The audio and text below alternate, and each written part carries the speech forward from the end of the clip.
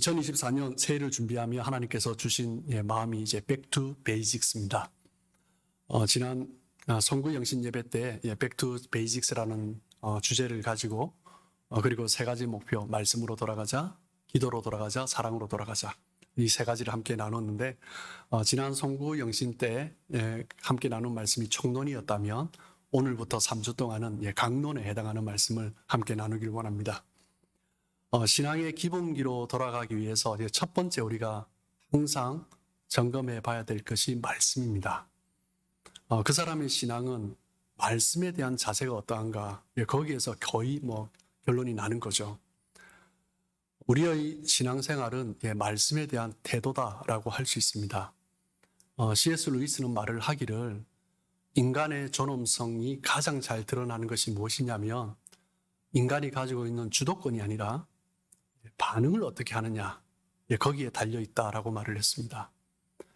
그 의미를 조금 더 풀어서 설명을 하는데 그 반응이 어떤 반응이냐, 하나님에 대한 반응이죠. 우리 인간은 하나님의 피조물입니다. 하나님의 지으심을 받은 자입니다.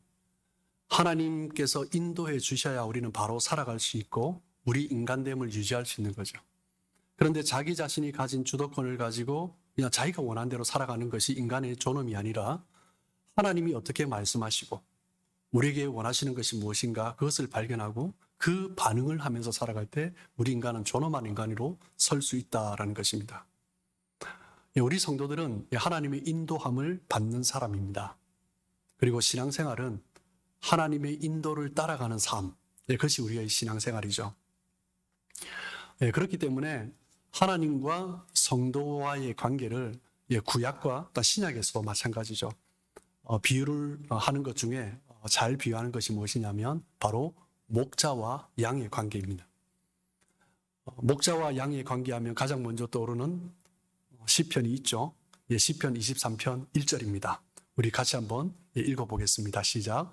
여호와는 나의 목자시니 내게 부족함이 없으리로다. 시편 23편의 말씀은 우리에게 부족함이 없고 우리를 푸른 초장으로 쉴만한 물거로 풍성하게 원수의 목전에서도 상을 베푸시는 그 하나님의 그 크신 풍성한 은혜에 대해서 이야기를 하고 있습니다. 23편 1절에 말을 하고 있는 것처럼 내게 부족함이 없으리로다. 너무나 중요한 구절이죠. 그런데 그 구절보다 더 중요한 부분이 바로 23편 1절 앞부분에 있는 거예요. 이게 뭐죠? 여호와는 나의 목자시니라는 것입니다.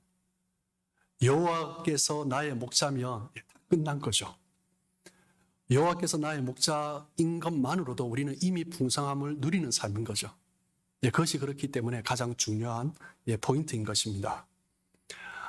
양은 목자의 인도를 따라가는 양은 홀로 살아갈 수 없는 존재입니다. 너무나 의존적인 존재이기 때문에 목자가 없으면 살아갈 수가 없습니다. 양이 시력이 굉장히 약하다라는 것은 아마 다들 아실 거예요. 그죠?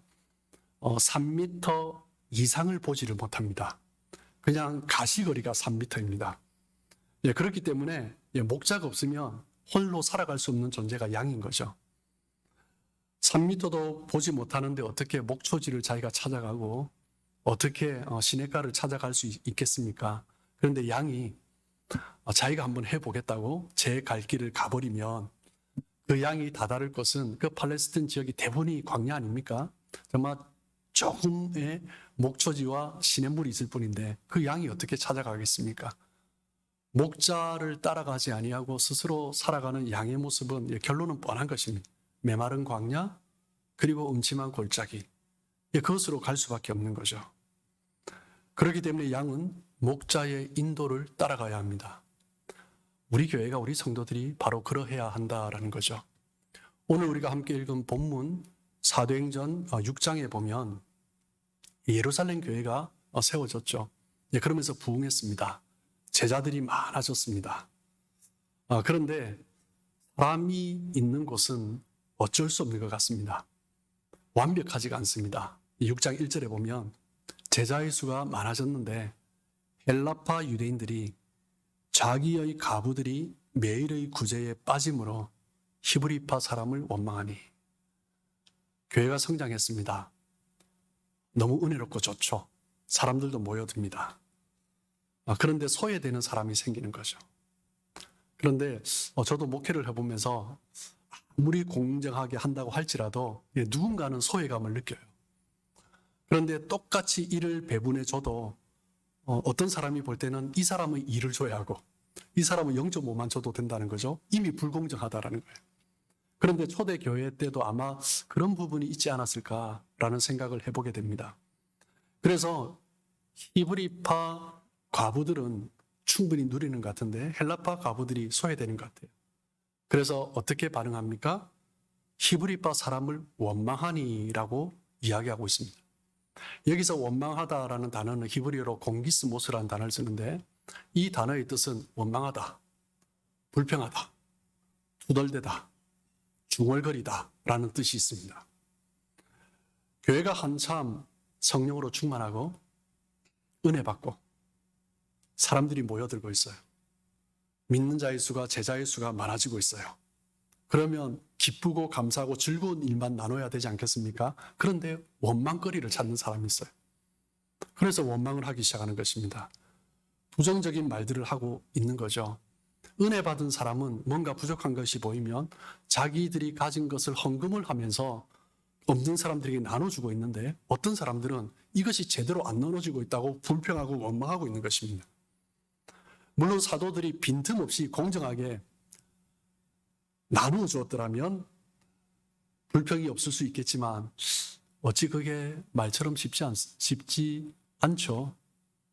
제가 볼 때는 그런 일은 없는 것 같습니다. 정말 꼬투리 잡을 만한 일이 없이 완벽하다 그런 일은 절대 없는 것 같아요. 네, 그럴 때 우리가 어떻게 반응하느냐가 참 중요하죠. 어디서든지 갈등이 일어납니다. 갈등이 있을 때 어떤 사람들은 또 원망하고 불평하고 공기스모스라는 단어처럼 투덜대고 또 중얼거리고 그렇게 하는 사람들이 있습니다. 심지어 성령이 충만한 교회, 말씀이 왕성하여서 제자의 수가 많아지고 있는 그 예루살렘 교회도 그 사람들 가운데 뒤에서 중얼거리고 투덜대는 사람이 있다라고 이야기하고 있는 거죠. 그때 교회가 어떻게 반응하는가, 그것이 참 중요한 거죠. 여러분, 지금 히브리파 유대인들 중에 원망하는 사람들이 있습니다. 우리 자신을 한번 돌아보면 좋겠어요. 우리가 원망하는 말을 할 때 언제 원망하는 말을 합니까? 우리가 투덜대고 또 뒤에서 중얼거리고 불평할 때 언제 그렇게 합니까? 원망에는 나의 욕심이 들어가 있습니다. 내가 원하는 게 있어요. 저 사람이 하는 게 아니라 내가 원해서 이렇게 갔으면 좋겠다라는 마음이 있습니다. 그렇기 때문에 원망이 새어나오는 것입니다. 나 자신이 자주 원망하는 말을 하고 있다. 누군가를 향해서 불평하는 말을 하고 있다. 이것을 고쳐야 된다라는 말을 자주 하고 있다. 그러면 반드시 그 안에 나의 욕망이 자리 잡고 있는 것입니다. 원망하는 마음이 자꾸 일어나고 중얼거리고 투덜대는 말이 일어나고 있다면 하나님의 그 음성이 나를 다스리는 것이 아니라 나의 욕망이 더 강하게 자리 잡고 있는 거죠. 원망이 심해지면 분노로 새어나오기 마련입니다. 그 원망이 해결되지 않으면 분노가 터져버리는 거죠. 사람들이 내가 원하는 것이 있는데 누군가에게 원하는 것이 있는데 되지 않는다. 그러면 그 원망이 계속 쌓이면 언젠가는 그것이 스물스물 새어나오는 경우도 있고 그냥 터져나오는 사람도 있습니다. 특별히 부모가 자녀에게 원하는 것이 있어요. 자녀에게 자주 분노하는 부모의 특징은 뭐예요? 자녀를 향한 나의 욕망이 자리 잡고 있는 거예요. 그러니까 자꾸 내가 원하는 걸 이야기하고 그것이 되지 않으니 원망하고 자녀를 향하여서도 불평하고 그러면서 또 분노하는 것입니다. 누군가를 원망하는 마음이 있고 분노하는 마음이 있다면 내 안에 그 사람을 조정하고 싶은 마음이 있는 거예요. 그런 사람이 원망하고 불평하는 것입니다. 혹시 내 안에 그런 마음이 있지 않는가? 내 안에 내가 가진 욕망 때문에 내가 원망하고 불평함으로 말미암아 나도 힘들고 관계도 힘들고 또한 가정에서 나 때문에 또한 부부관계 또한 자녀들과의 관계 속에서 힘들게 하고 있지 않는가? 나는 어떠한가? 우리는 살펴봐야 할 것입니다. 12 사도들은 그 원망의 문제가 불평의 문제가 들려졌을 때 그들이 그 문제를 해결하기 위해서 제자들을 불러 모았습니다. 사도행전 6장 2절에 보면 12사도가 모든 제자를 불러 이르되 우리가 하나님의 말씀을 제쳐놓고 접대를 일삼는 것이 마땅하지 아니하니. 모든 제자를 불러넣었어요. 그런데 초대교회 보면 제자를 믿는 사람으로 거의 동일어로 봅니다. 그래서 믿는 성도들, 그런데 뭐 요즘 기준으로 보면 뭐 적어도 재직 이상의 또 헌신된 성도, 그런 사람들로 볼 수 있을 것입니다. 12사도는 성도들 중에 헌신된 사람들을 불러 모은 거죠. 그러면서 지금 일어나고 있는 문제에 대해서 이야기하면서 해결책을 제시를 합니다. 그 해결책이 뭐예요? 그 가운데 사람을 택하여 세우는 것입니다. 12사도가 7집사를 택하여 세운 동기가 무엇인가? 우리는 거기에 주목을 해야 됩니다. 초대교회가 시작되었을 때 교회가 이제 갓 시작된 거죠. 그러니까 조직도 제대로 갖춰져 있지 않는 거예요. 그러니까 사도가 모든 것을 다 한 것입니다. 말씀을 전하고 가르치고 기도회를 인도하고 그리고 행정의 문제, 재정의 문제, 구제의 문제, 사도들이 전부 다 한 거예요. 말씀을 가르칠 뿐만 아니라 오늘 본문에 보면 접대하는 일까지, 구제하는 일까지 다 맡아서 한 것입니다. 그런데 사도들이 그 모든 일들을 다 하다 보니 모든 일이 완벽할 수 없어요. 너무 많은 일들을 맡으며 구멍이 많이 나기 마련입니다. 그런데 다른 것은 구멍이 나도 괜찮은데, 물론 구멍 나도 이제 원망불평이 있죠. 그런데 제일 심각한 것은 무엇이냐면 말씀과 기도가 소홀하게 되는 거예요. 그게 가장 심각한 거죠. 그래서 6장 4절에 보면 사도들이 이야기를 합니다. 우리는 오로지 기도하는 일과 말씀 사역에 힘쓰리라 하니. 이것이 집사를 교회 안에 중직자를 세우는 동기였습니다. 목적이었습니다. 교회는 말씀 중심으로 세워져야 합니다. 말씀 위에 세워져야 합니다. 그리고 함께 기도하며 세워가야 합니다. 그런데 말씀과 기도, 그것만 하면 뭐 다른 거는 해도 되지 않냐 하지만 이 사도들은 그것에 전념해야 된다는 것을 본인들이 깨달은 거죠. 교회는 그런 것이기 때문에. 그래서 다른 행정, 구제, 접대 이런 일들은 집사들을 세워서 맡긴 것입니다. 만약 사도들이 원망하는 헬라파 유대인들을 향하여서 그들에게 직접적으로 반응을 하거나 그들을 향하여서 왜 이렇게 하느냐라고 했다면 또 다른 갈등이 일어났을 것입니다. 사도들은 그 문제에 대해서 직접적으로 반응하지 않았습니다. 사도들이 선택한 것은 무엇이에요? 본질로 돌아가는 거예요. 교회의 기본으로 돌아간 거예요. 자신들이 그 일에 대해서 무엇을 하려기보다 교회가 어떤 것인가? 교회는 말씀과 기도로 세워지는 것입니다. 사도라면 거기에 집중해야 된다는 거죠. 그래서 다른 일은 중요하지 않은 것이 아니지만 다른 것은 교회가 말씀과 기도로 세워졌을 때 함께 그냥 열매로 나타나는 거예요. 그 일들은 집사들을 세워서 맡긴 것입니다. 이것이 바로 성령 충만한 사도들의 지혜였죠. 사도들은 원망하고 불평하는 사람들에 대해서 중얼거리거나 투덜대는 사람들에 대해서 직접적으로 반응하지 않고 교회의 본질을 세우는 것을 선택한 것입니다. 그리고 그것을 감당할 일꾼들을 함께 세워간 거죠. 사도들의 핵심적인 사역은 말씀과 기도입니다. 그런데 그것은 비단 사도들뿐만 아니라 우리 그리스도인들에게도 마찬가지입니다. 그리스도인들의 삶의 기준이 무엇입니까? 오늘 보면 6장 5절에 보면 7집사를 세우는데 어떤 사람을 세웠어요? 사도행전 6장 5절입니다. 온 무리가 이 말을 기뻐하여 사도들이 말씀과 기도에 집중하고 사람들을 세워서 맡기자 했을 때 온 무리가 기뻐했습니다. 그러면서 믿음과 성령이 충만한 사람 7사람을 세웠습니다. 여러분, 믿음은 어떤 거예요? 하나님에 대한 믿음이죠. 하나님에 대한 믿음이라는 것은 하나님의 말씀에 대한 신뢰입니다. 이 믿음은 결국 말씀에 대한 신뢰예요. 그리고 성령이 충만한 사람, 여러분, 성령은 우리를 진리 가운데로 인도하는 영입니다. 예수님께서 성령이 오시면 아버지께서 그리고 자신에게 말씀하신 것을 다시 기억나게 하시고 인도해 주신다 하셨잖아요. 성령이 충만하다는 것은 그 하나님의 말씀, 예수님의 말씀에 충만한 자라는 것을 의미합니다. 그리고 6장 3절에 보면 형제들아 너희 가운데서 성령과 지혜가 충만하여 칭찬받는 사람 7을 택하고 그들에게 맡겨라. 지혜가 충만한 사람, 지혜의 근원은 하나님이시죠. 우리가 어떻게 하나님의 지혜를 얻을 수 있어요? 말씀에서 얻는 거예요. 그러니까 7집사 교회에서 성도를 세운 기준이 무엇이냐면 말씀 가운데 지혜가 충만하고 성령이 충만하고 믿음이 충만한 사람을 세운 것입니다.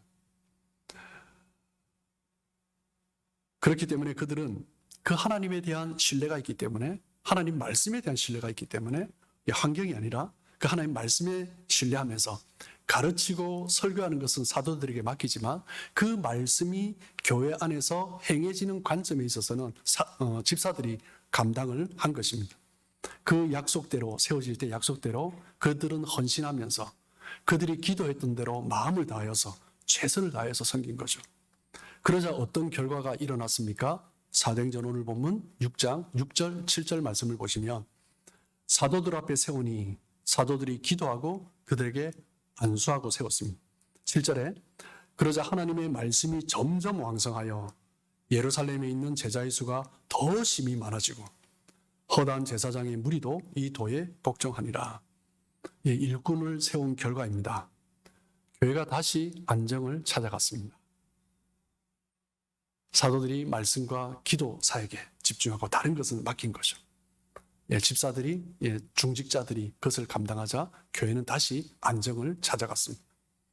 말씀이 점점 더 흥황해져 갔고 믿는 자의 수가 더 많아졌고 심지어 제사장의 무리도, 허다한 제사장의 무리도, 그 당시 예루살렘 인구가 한 5만, 전으로 그렇게 보는데 예루살렘의 제사장의 숫자가 18,000명이었습니다. 정말 제사장 도시나 마찬가지였죠. 그 제사장들 중에서 허다한 제사장들이 예수의 도를 믿는 데 돌아온 것입니다. 예루살렘 교회가 말씀 가운데 집중하고 그리고 어떤 재정적인 행정적인 구제의 일들을 세운 중직자들이 담당하자 교회는 더 크게 부흥한 거죠. 감사하게도 예루살렘 교회는 깨달았습니다. 원망과 불평이 나올 때 원망과 불평에 집중하는 것이 아니라 원망과 불평을 누구에게 했어요? 사도들에게 했죠. 그 사람들은 사도들이 그것을 해결해 주길 원했을 것입니다. 근데 사도들은 거기에 손대지 않았어요. 사도들은 그냥 말씀과 기도에 집중했어요. 그러자 그 사람들이 그냥 피하는 듯한 그런 느낌이 든 사람도 있겠죠. 그런데 사도들은 그것이 중요한 것이 아니다라는 것을 알았어요. 말씀과 기도에 집중하고 사람들을 세워서 그 일을 감당하게 한 것입니다. 그 결과 이런 귀한 복음의 열매가 그 예루살렘 교회에 일어나게 된 것입니다. 여러분, 우리의 삶이 그 열매를 경험하고 우리 교회뿐만 아니라 우리 개인의 삶 가운데 그 열매를 경험하게 될 때 첫 번째 우리가 해야 될 것이 무엇입니까? 주님의 말씀에 집중하는 거예요. 주님의 음성을 듣는 것에 집중하는 거예요.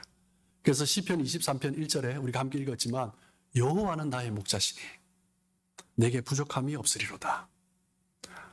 내게 부족함이 없으리로다는 결과입니다. 뭐가 중요한 거예요? 원인이 뭐예요? 여호와가 나의 목자다라는 거예요. 여호와께서 나의 목자다, 이것만으로 충분한 거예요. 여호와께서 나의 목자다라는 말은 무엇이냐면 나는 여호와의 음성으로 충분하다는 거예요. 내가 지금 광야를 걸어가도 여호와의 음성이 들리면 나는 평안을 누리는 거예요. 골짜기를 지나간다 할지라도 여전히 나의 목자의 음성이 들리면 양은 불안하지 않습니다. 그냥 편안한 거예요. 목초지가 아니라 시냇가가 아니더라도 목자의 음성이 들리면 만족하는 것입니다. 하나님을 진정한 목자로 모시지 않으면, 목자의 음성이 들리지 않으면 양은 불안합니다. 목자의 음성이 점점 멀어지면 이 양은 어떤 삶을 살 것인가 결과는 뻔합니다. 홀로 헤매다가 광야에서 떤 골짜기에서 이리저리 헤매다가 짐승의 밥이 될 수 있는 거예요. 그렇기 때문에 우리는 항상 점검해 봐야 됩니다. 지금 내 귓가에는 목자의 음성이 들리고 있는가? 나는 하나님의 말씀을 듣고 그 말씀에 순종하며 걸어가고 있는가? 항상 우리는 그것을 점검해야 됩니다. 우리 인생은 내일 어떤 일이 일어날지 우리는 아무도 알지 못합니다. 그런데 사람들은 알지 못하는 것에 더 관심이 있잖아요. 신년이 되면 올해 무슨 일이 일어날까? 어떻게 일이 풀릴까? 굉장히 많은 사람들이 관심을 갖습니다.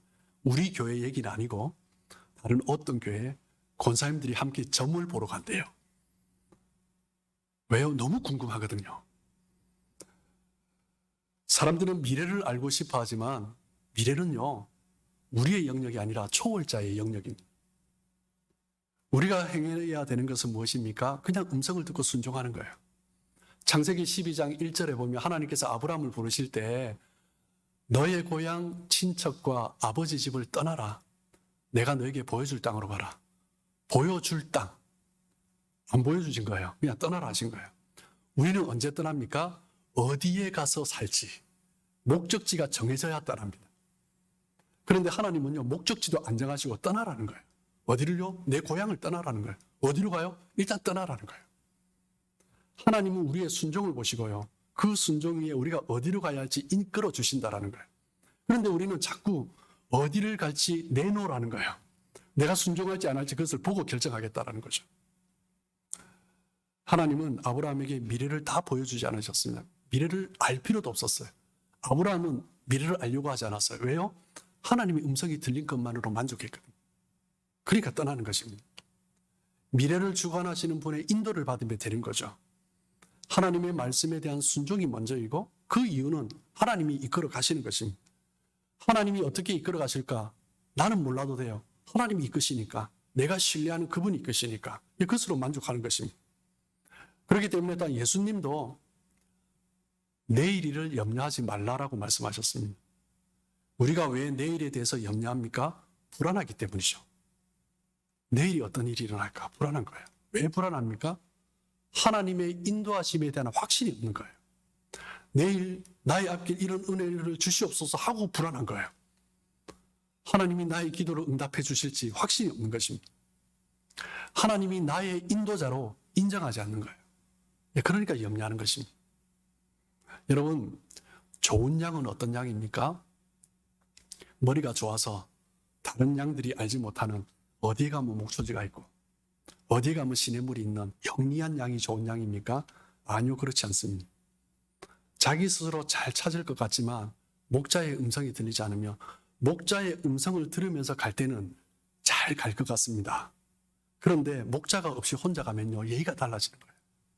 그런데 어떤 양들은 이제 알 것 같다는 거예요. 그러면서 나는 똑똑하니까 한번 해보겠다는 거예요. 그 앞 결과는 뻔한 거죠. 그 팔레스틴 광야, 그 넓은 광야 가운데 그 좁은 목초지를 시냇물을 어떻게 찾아가겠습니까? 양이 가장 똑똑한 것은 언제냐면 목자의 음성을 들을 때입니다. 양이 자기의 능력을 최고치로 발휘해서 자기의 능력과 최선을 다해서 살아가는 삶은 무엇이냐면 목자의 음성에 귀 기울이는 것입니다. 그게 가장 똑똑한 양입니다. 요한복음 10장 4절에 보면 목자가 자기 양을 우리에서 다 내어놓은 후에 앞서가면서 양들을 부릅니다. 소리를 냅니다. 그러면 양들은 목자의 음성을 따라가는 거예요. 양은 목자의 음성을 따라가면 됩니다. 너무나 감사한 것은 양은 목자의 음성을 알아요. 나의 목자의 음성을 알아요. 그러니까 따라가는 거예요. 이 음성이 목자의 음성인지 도둑의 음성인지 거짓 아비의 음성인지 헷갈리면 안 되는 거예요. 목자의 음성을 따라가야 합니다. 목자가 아닌 다른 사람의 음성을 들으면 안 됩니다. 양은 그래요. 다른 사람이 아무리 소리쳐 불러도 가지 않습니다. 내 목자가 부르면 달려가는 거죠. 여러분, 우리가 살아가는 세상은 그 팔레스틴 광야처럼 우리가 사는 이 세상도 너무나 영적으로 메마른 땅입니다. 영적인 뿐만 아니라 사람들의 관계 속에서도 살아가면서 우리가 느껴요. 너무나 메말랐다. 우리는 그것을 느낍니다. 우리가 사는 이 세상에 우리도 적응하면서 그렇게 세상 사람들이 다 구하는 것, 나도 한번 해보겠다. 그렇게 살아간다면 우리도 곧 목마르고 메마른 삶을 살게 될 것입니다. 이 광야 같은 세상에서 정말 주님이 주시는 그 풍요로운 목초지, 시냇물, 그것을 누릴 수 있는 방법은 무엇입니까? 주님의 음성을 듣고 그 인도하심을 따라 살아가는 것입니다. 광야는 히브리어로 미드바르라고 해요. 그런데 말씀이라는 단어를 히브리어로 뭐라고 하냐면 다바르라고 합니다. 광야를 나타내는 단어 미드바르와 말씀을 나타내는 단어 다바르가 같은 어원에서 나온다는 거예요. 정말 놀랍지 않습니까? 하나님의 놀라우신 은혜다라고 생각을 합니다. 하나님께서 왜 히브리어를 통해서 구약을 주셨을까? 왜 헬라어를 통해서 신약을 주셨을까 보면 이런 단어들을 보면 하나님의 크신 섭리를 알 수 있습니다. 여러분, 광야에서 필요한 것은 무엇입니까? 세상적인 지식, 정보, 새로운 데이터, 그것을 쫓아가는 것이 아니라 이 광야 같은 세상, 우리에게 필요한 것은 하나님의 말씀이 필요한 것입니다. 이 광야에서 말씀이 빠지면 그냥 죽는 거예요. 그래서 광야에서 가장 필요한 것이 말씀인 것입니다. 이 미드바르에서 가장 필요한 것은 다바르인 거예요. 하나님은 그 광야에서 그 백성들을 먹여주셨고, 하나님께서 먹여주신 그 광야에서 떡은 곧 말씀이었습니다. 다바르였어요. 그런데 광야에서 떡을 먹는 이스라엘 백성들은 그 진짜 떡이 그냥 입으로 들어가는, 그냥 씹어서 먹는 그 떡이 진짜 떡이 아니라 하나님의 말씀이라는 것을 깨닫지 못한 것 같아요. 요한복음 6장 58절에 보면 이것은 하늘에서 내려온 떡이니 조상들이 먹고도 죽은 그것과 같이 아니하여 이 떡을 먹는 자는 영원히 살리라. 광야에서 먹여주신 떡은요, 하나님의 말씀이었어요. 그런데 그 백성들은 그냥 육신적인 떡으로 생각한 거죠. 그러다가 40년을 광야에서 그 떡을 먹으면서도 방황하다 죽은 것입니다. 그들이 방황하다 죽은 이유는 뭐예요? 하나님의 말씀을 귀중하게 여기지 않았기 때문입니다. 신명기 8장 2절을 보시면 내 하나님 여호와께서 이 40년 동안에 내게 광야 길을 걷게 하신 것을 기억하라. 이는 너를 낮추시며 너를 시험하사 내 마음이 어떠한지 그 명령을 지키는지 지키지 않는지 알려하려 하십니다. 광야에 왜 40년을 걷게 하셨어요? 낮추시며 시험하셨어요. 무엇을요? 마음을요. 마음이 어떤 부분을요? 하나님의 말씀을 지키는지 지키지 않는지. 광야 40년의 시험의 목적은 하나님의 말씀인 거예요. 말씀에 순종하느냐, 순종하지 않느냐. 그들은 먹는 떡으로만, 그것으로만으로도 자신의 생명을 충분히 유지할 수 있다고 생각한 것입니다. 그러니까 하나님의 말씀을 소중하게 여기지 않은 거죠. 이스라엘 백성들은 그냥 자기 생각대로 그냥 살아간 거예요. 교만했기 때문에 하나님의 인도를 받으려고 하지 않았습니다. 이스라엘 백성들이 광야 살아가는 동안 여러 가지 시험을 만났습니다. 그런데 가장 중요한 시험은요, 말씀에 대한 시험이었어요. 말씀을 지키는가, 지키지 않는가. 하나님의 말씀을 귀중하게 여기는가, 귀중하게 여기지 않는가. 이스라엘 백성들은 하나님의 말씀을 받는 그것에 실패했습니다. 그 결과가 무엇이에요? 원망하고 불평하는 것입니다. 원망하고 불평하는 것은 공동체를 깨뜨리고 또 자기 자신도 정말 메마른 가운데 내버려 두는 거예요. 그것이 위험한 것은 무엇이냐면, 가장 위험한 것은 무엇이냐면, 원망과 불평이 위험한데 그 위험한 것 중에서 가장 위험한 것이 무엇이냐면, 원망과 불평은 하나님의 음성을 듣지 못하게 하기 때문입니다. 원망하고 불평한다는 것은 자기 소리에 집중하는 거예요. 원망하고 불평이 나오는 것은 내 안에 그 말이 꽉 차 있을 때 나오는 거예요. 그렇다면 하나님의 소리가 들리겠습니까? 아니요, 들리지 않는 거죠. 내 생각으로 꽉 차 있고 내 원망 불평으로 꽉 차 있는데 하나님 말씀이 들리지 않습니다. 원망의 소리, 불평의 소리는 자신의 소리입니다. 그 소리가 커지면 커질수록 하나님의 소리는 작아지는 것입니다. 그러다가 멀어지는 거죠. 하나님의 소리를 들으려면요, 내 소리를 낮춰야 돼요. 내 안에서 올라오는 볼륨을 낮춰야 돼요. 그래야 하나님의 소리가 들릴까 말까 합니다. 그러다가 더 낮추고 귀 기울이는 것입니다. 그러면서 눈을 감고요, 겸손히 있는 거예요. 그러면서 하나님의 음성이 들리기 시작하는 거예요. 마태복음 4장 4절에 보면 예수께서 대답하여 이르시되 기록되었으니 사람이 떡으로만 살 것이 아니요 하나님의 입으로부터 나오는 모든 말씀으로 살 것이라 하였느니라. 예수님께서 40일 동안 광야에서 금식을 하시고 그 이후에 사탄이 와서 시험합니다. 돌로 떡을 만들어 보아라. 배고프지. 그때 예수님이 말씀하세요. 사람이 떡으로만, 입으로 먹는 떡으로만 살 것이 아니라 무엇으로 살아요? 하나님의 말씀으로 살 것이니라. 2024년 한 해를 시작하며 우리의 삶 가운데 가장 중요한 것은 무엇이냐면 우리가 여러 가지 일을 만날 거예요. 어려운 문제들 만날 거예요. 시험도 맞닥뜨릴 것입니다. 때로는 원망하고 불평할 만한 일들도 생길 것입니다. 그때 우리가 어떻게 반응하냐는 거예요. 우리는 하나님의 말씀을 통해서 인도받는 것으로 그 자리로 돌아가요. 오늘이 안전하다고 내일이 또 안전한 것이 아닙니다. 하지만 하나님의 말씀이 여전히 들리고 있다면 우리는 안전하게 살아갈 수 있는 것입니다. 마귀는 우리를 넘어뜨리려고 계속 기회를 찾고 있습니다. 욥기서를 봐도 우리가 잘 알 수 있습니다.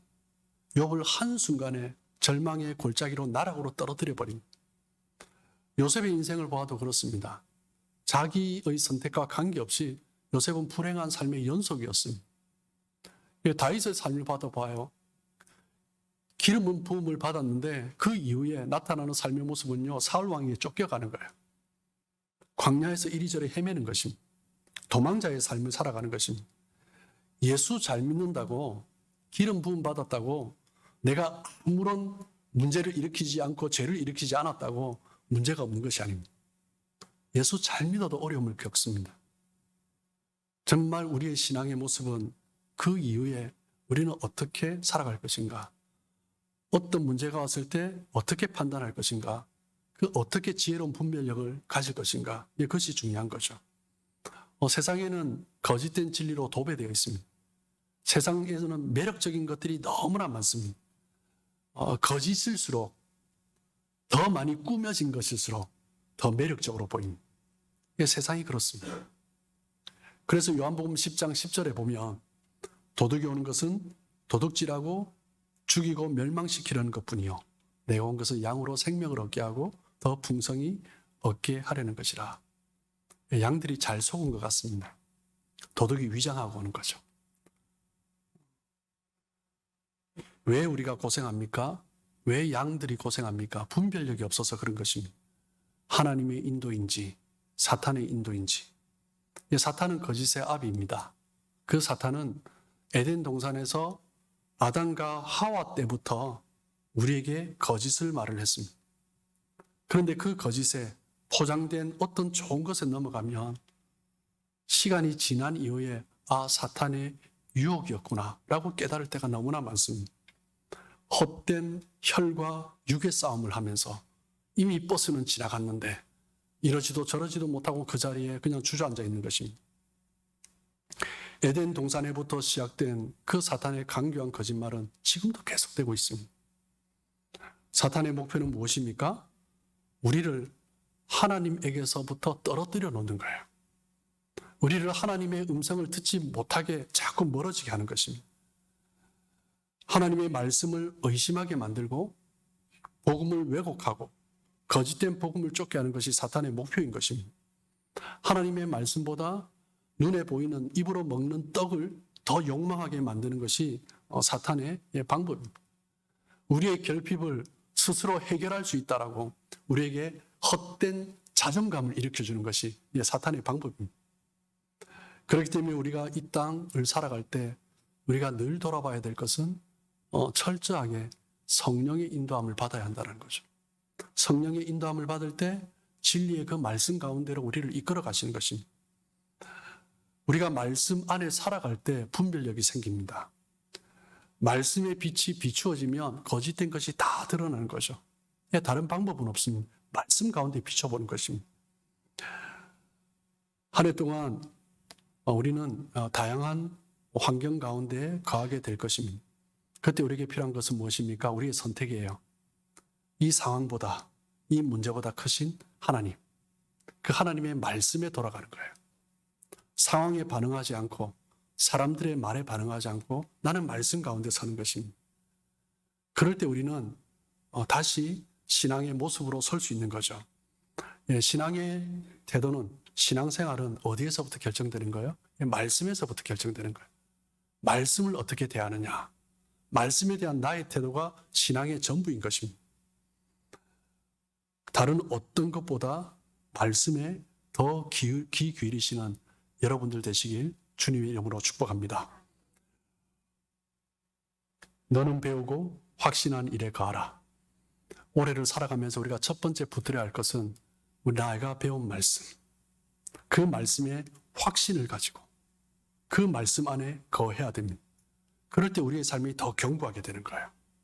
사랑하는 성도 여러분, 인생의 모든 걸음은, 모든 문제는 말씀에 대한 태도에 따라서 결정됩니다. 여러분 앞에 권면드립니다. 2024년 새해 첫 주를 시작하면서 권면드리는 것은 말씀을 가까이 하시길 주님의 이름으로 축복합니다. 말씀을 떼어놓지 마십시오. 말씀에서 멀어지는 것은요, 하나님으로부터 멀어지는 것입니다. 내 삶이 어떤 삶을 사느냐, 그것은 그 다음이에요. 말씀을 가까이 하고 말씀의 은혜 받으면 열매는 그냥 나타나는 거예요. 성경을 끼고 사십시오. 잘 때도 베고 누우십시오. 성경밖에 없습니다. 말씀밖에 없습니다. 그럴 때 성경이 우리의 모든 해답이 되고 진리의 빛이 됩니다. 말씀이 내 삶 가운데 가까이 있을 때, 말씀이 내 삶 가운데 역사할 때 우리의 삶의 모든 것들이 회복되는 것입니다. 말씀을 받기에 정말 좋은 밭으로 내 마음을 기경하십시오. 그럴 때 우리의 삶 가운데 30배, 60배, 100배의 결실이 맺어지는 그런 놀라운 삶, 새 2024년 되길 주님의 이름으로 축복합니다.